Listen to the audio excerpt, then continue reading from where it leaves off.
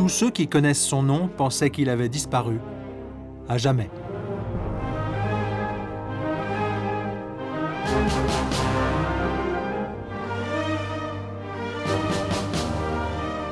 Aribert Heim, le dernier grand criminel nazi encore recherché.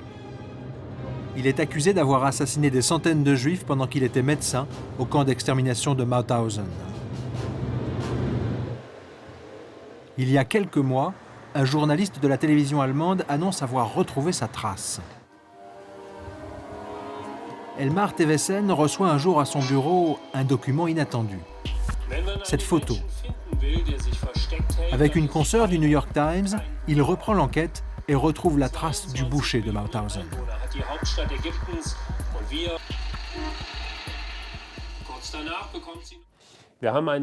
Nous avons reçu une information de quelqu'un qui travaille à la fois pour la ZDF et le New York Times.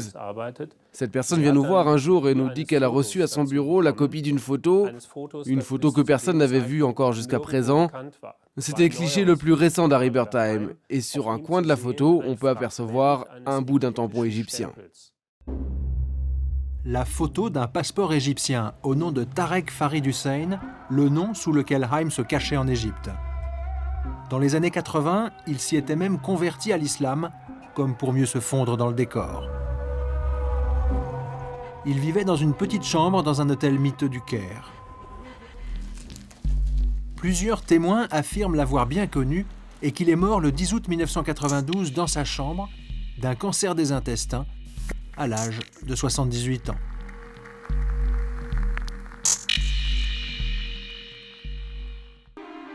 Et si l'annonce de sa mort n'était qu'un mensonge de plus de la famille pour protéger une nouvelle fuite? Une hypothèse plausible, confortée par les investigations qui se poursuivent à Interpol. Selon eux, la piste la plus sérieuse se trouverait en Amérique latine, au Chili plus précisément.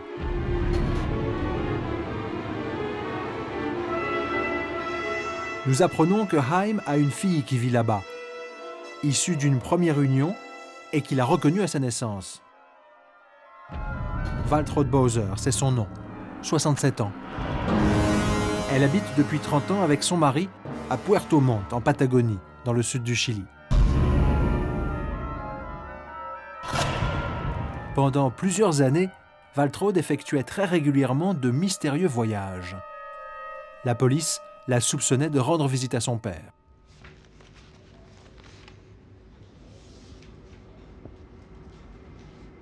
Nous avons eu l'information selon laquelle la fille de Heim voyageait souvent entre le Chili et l'Argentine. Il passait par le poste frontière sud pour se rendre à San Carlos de Bariloche en Argentine.